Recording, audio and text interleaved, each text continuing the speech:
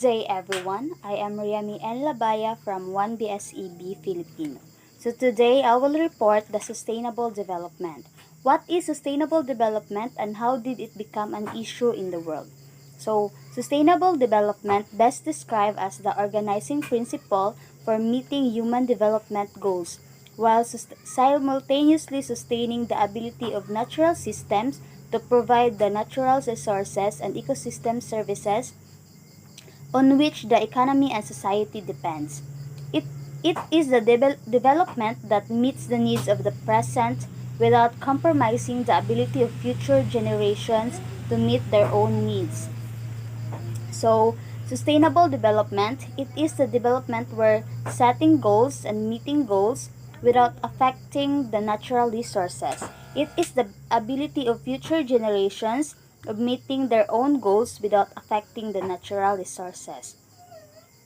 So, sustainable development means all our needs depends on our resources, and it is a progressive development or transformation of economy and society towards the improvement of human life. So, sustainable development also aims that no one will be left behind in a member or a group of society in development.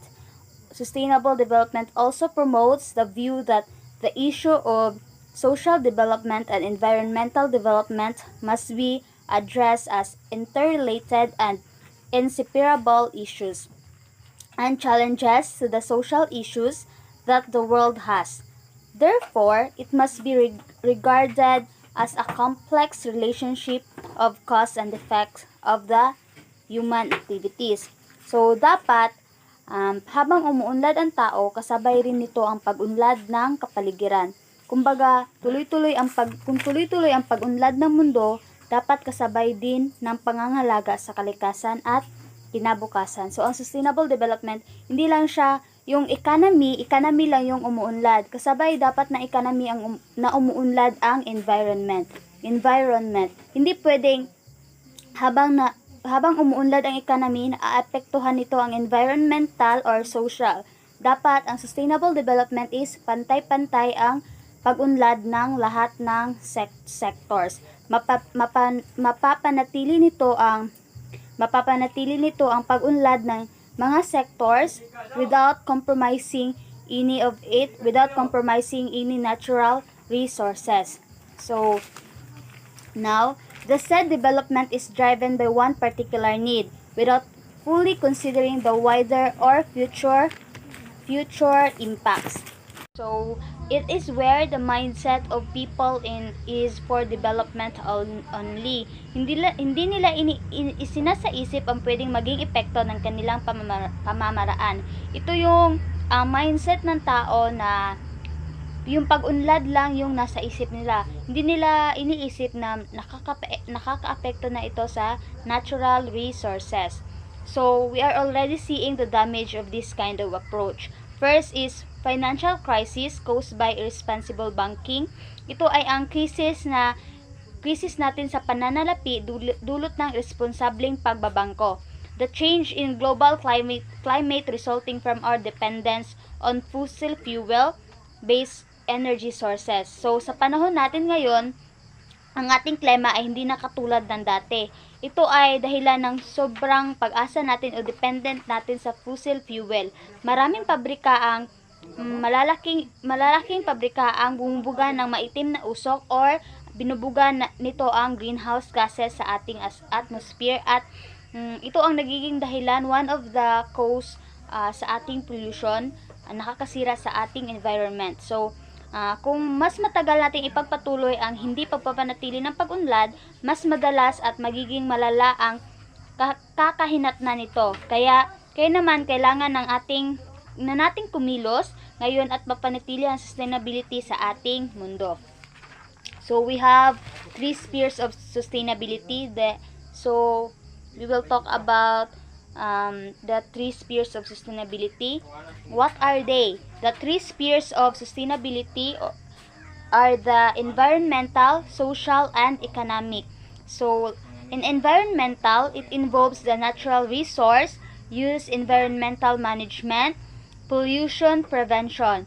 like the air, water, land, and waste. So we must take good care of our environment. A truly sustainable development, an ecosystem would maintain populations, biodiversity, and overall functionality over an extended period of time.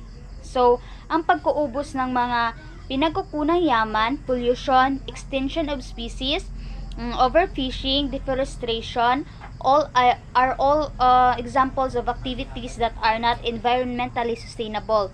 Although they maybe provide social or economic growth, this is overall unsustainable. So as a global citizens, we must aim to not have any negative impacts on our environment and promote habitat restoration and prevention. There are many ways to contribute to environmental sustainability. So bilang global citizens, we must we must have um, we must have any ways na mapanatili ang ating environmental. Tayo dapat yung nangunguna upang mapanatili or ma-preserve natin ang ating mga natural resources. Hindi dapat tayo yung gumagawa ng paraan upang masira ito. So the second sphere of sustainability is social. We have standard of living, education, community, equal opportunity. These spheres means social sustainability encompasses the equality of life and consequently can deal with human rights issues, environmental law and public involvement and participation. So dapat itaguyod ng batas ang pagpapabuti ng kalusugan at kagalingan para sa lahat ng lipunan upang panatili ang panlipunang pananatili. So, these peers, sila yung mga nagbibigay ng or nagpapanatili ng kalusugan ng bawat tao.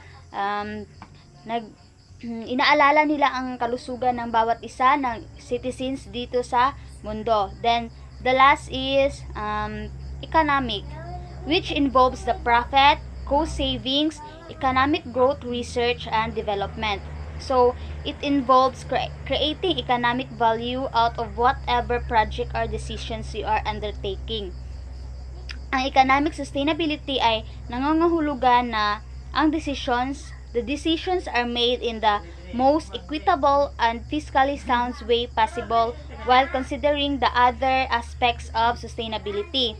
Ang mga aksyon na nagpapatuloy sa ekonomiya ay dapat gawin ng nasa isip ang mga pangmatagalang benepisyo, hindi lamang panandalian. So, reducing unnecessary expenditure and promoting subsidies for given development, financial supports for university and education are all important to economic stability. So, example na lang po dito is yung other universities or mga universities, they gathered the free tuition. So, free tuition is an example of economic sustainability. So, these three spheres of sustainability, it is the kumbaga dapat yung tatlong sector na ito is pantay-pantay yung pag-unlad. Hindi pwedeng habang umuunlad yung environmental, bumababa naman yung economic or social. Dapat kapag umuunlad ang environmental, garon din ang economic at saka social. So, we also have environmental economic. Environmental economic is energy efficiency, subsidies, incentives for use of natural resources. Then, we also have economic social. Economic social, which are the business ethics, fair trade, workers' rights. So, we also have social environmental and environmental justice, natural resources stewardship locally and globally. So, sustainable development is about finding better ways of doing things both for the future and the present. We might need to change the way we work, live now, but this doesn't mean our quality of life be reduced. So, sustainable development provides an approach to making better decisions on the issues that affect of all our lives. By incorporating health plans into the planning of new communities. For instance, we can ensure the residents that have easy access to healthcare and leisure facilities. So dito na naipapasok yung social sustainability. So all citizens, lahat ng mamamayan na bibigyan ng pagkakataon or na bibigyan ng chance na easy access in healthcare, so mapanatili yung kalusugan nila. Hindi lamang ang sustainable development, hindi lamang siya pag-unlad ng economic or pag-unlad ng social, it is also the development of environmental without affecting the other sectors. So these three sectors dapat, or these three spheres or pillars, dapat sila yung sumusuporta sa isa't isa. Sinusuportahan nila ang isa't isa. Hindi pwedeng ang government or yung pillars nakatuon lang sa one sector or nakatuon lang sa isang spheres, nakatuon lang sa economic. Dapat nakatuon din ito sa environmental. So like for examples, in the other countries, their problem is extinction of species. Yung mga mammals, kumakaunti na lang, wala nang natitirahan because of pagpuputol ng mga puno. So the environmental pillars create some ways para mapanatili ang mga hayop doon. So habang gumagawa sila ng paraan or isinasatupad nila yung ways na iyon, naapektuhan ng social pillar. So hindi pwede iyon. Dapat habang umuunlad yung environmental, ganun din ang pag-unlad ng social at saka economic. Dapat pantay silang tatlo to build a strong pillars. So that's all for sustainable development. Thank you. Good day everyone, my name is Ria May Aslamason, and today I'm going to discuss to you the part of sustainable development, which is the stability versus sustainability. So in this in my report, we will going to understand at malalaman natin kung ano bang ibig sabihin ng stability and sustainability. So first, re-establishing the equilibrium among humanity, nature, society, and spirituality was a prevailing theme and a deal of contemporary attention, while much of this is specifically directed to environmental matters and human resource sustainability. So, ang muling pagtatag ng equilibrium sa kalikasan, lipunan, and humanity was a prevailing theme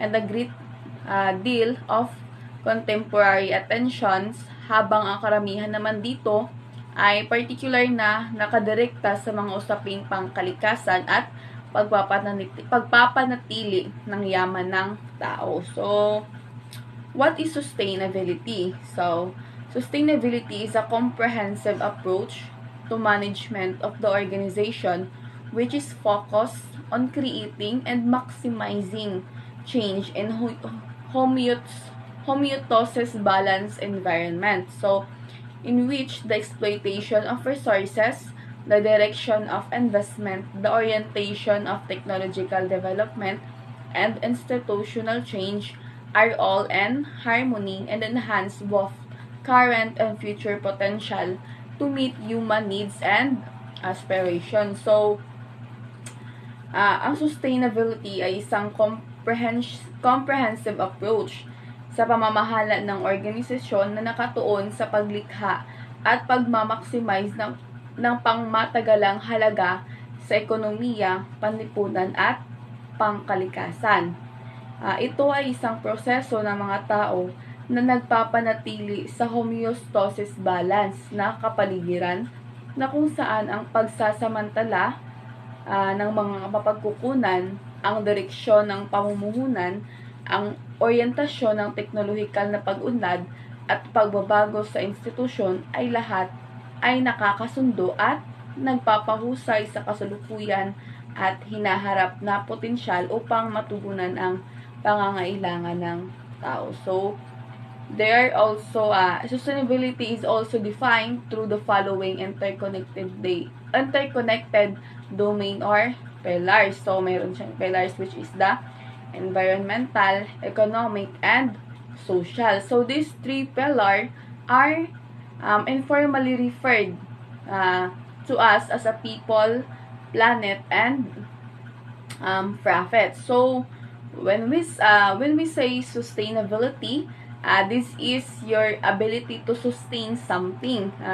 No, meron kang bagay na ito na pag sinabing sustainability, kaya mo siyang mapangatawanan. Kaya ng bagay na yan na kumbaga, mas mapasa, ma-enjoy ng one generation to another generation. Let's say, for example, kaya ba niyang tumagal na mga ilang araw, ilang buwan, o ilang taon. So, definitely, there is a sustainability. So, nangangahulugan dito ng pagtugon sa ating sariling pangangailangan. Nang hindi nakokompromeso ang kakayahan ng mga susunod na henerasyon na matugunan ang kanilang pangangailangan. Bukod sa likas na yaman, kailangan din natin ng mga yamang panlipunan at pang-ekonomiya. So, yun ang sustainability. So, what is stability? So, stability means the ability of the system to keep it in the given parameter. The stability of the enterprise is a dynamic, complex, multifaceted category which includes such as aspect, industrial, technological, social, environment, and marketing. So, there are 4 approaches to the concept of economic stability, which is the first is the involves the use of term. This is also called steady state, which reflects the dynamic equilibrium of the economic system. So, the second is the identifies economic stability of businesses with its financial position, or it is called financial stability. Third, use as a basis the concept of sustainable economic, which characterize the dynamic equilibrium of the economic system. And lastly, provide a review of the problem of stability under the provision of the concept of sustainable development or sustainability. So, when we say stability, it is a stable, constant. It is a equilibrium, hindi siya nagbabago. So, it is the condition of being stable or in equilibrium, and this resistant to change. So, that's all. Thank you. Sustainable Development Goals. The Sustainable Development Goals are a call for action by all countries, poor, rich, and middle income, to promote prosperity while protecting the planet. They recognize that ending poverty must go hand in hand with strategies that build economic growth and address a range of social needs, including education, health, social protection, and job opportunities, while tackling climate change and environmental protection. There are the goals of sustainable development: no poverty and zero hunger, decent work and economic growth, safety and security, quality education, good health and well-being, peace, justice, and strong institutions, improve employment opportunities, climate action, and disaster risk reduction management. In order to achieve the Sustainable Development Goals, who are the people involved? In order to achieve the Sustainable Development Goals, all stakeholders must involve includes governments, civil society, the private sector, and others. All of these are expected to contribute to the realization of the new agenda. A revitalized global partnership at the global levels is needed to support national efforts. We citizens can contribute through waste less food and support local farmers. Get yourselves and your family vaccinated. Help educate children in your community. Empower women and girls around you and promote qualities. What are the Sustainable Development Goals? These are the Sustainable Development Goals. No poverty and zero hunger. Leave no one behind. Underlying the goals is a powerful commitment to leave no one behind. Decent work and economic growth, measured as an increase of people's real income, means that the ratio between people income and the prices of what they can buy is increasing. Goods and services become more affordable, people become less poor. Safety and security.